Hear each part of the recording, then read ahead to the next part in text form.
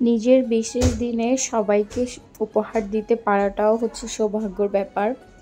আর মন থেকে কাউকে কিছু দিলে সত্যি নিজের কাছে অনেক বেশি ভালো লাগে, দেওয়ার মধ্যে একটা অনেক তৃপ্তি আছে। হ্যালো, আসসালামু আলাইকুম সবাইকে। কেমন আছেন সবাই? আশা করছি ভালো। আলহামদুলিল্লাহ, আমরা অনেক ভালো আছি। সকাল শুরু হয়েছিল হুজুরদের কোরআন খতমে আমার বাসায়। মিলাদুন নবীও ছিল, মাসটাও সঠিক ছিল, আর দিনটিও ভালো ছিল। সব কিছু মিলিয়ে হচ্ছে আমি ওই দিন বাসায় কোরআন খতম করাই। আর পাশাপাশি আমার দাদি শাশুড়িও মৃত্যুবার্ষিকী ছিল। তারপর হচ্ছে আমি গত কয়েকদিন আগে আমার বিশেষ দিন উপলক্ষে সবার জন্য ছোটোখাটো কিছু গিফট নিয়ে এসেছিলাম। আসলে দিতে অনেক বেশি ভালো লাগে। ইনশাল্লাহ আল্লাহ যেদিন অনেক সাধ্য দিবে তখন হচ্ছে সবার মনের মতো সব কিছু নিয়ে আসবো, সবাইকে দেওয়ার চেষ্টা করব।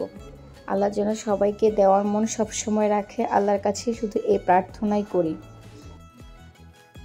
তারপর আমি একটু আমার আম্মুর সাথে দুষ্টুমি করে বলছিলাম যে আমার গিফট আমাকে দাও।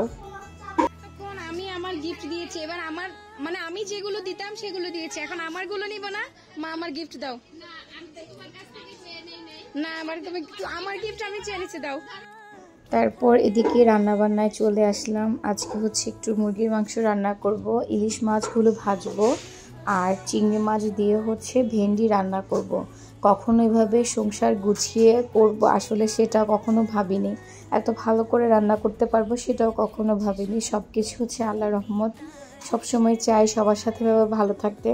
আজকের ভিডিও এ পর্যন্তই ছিল।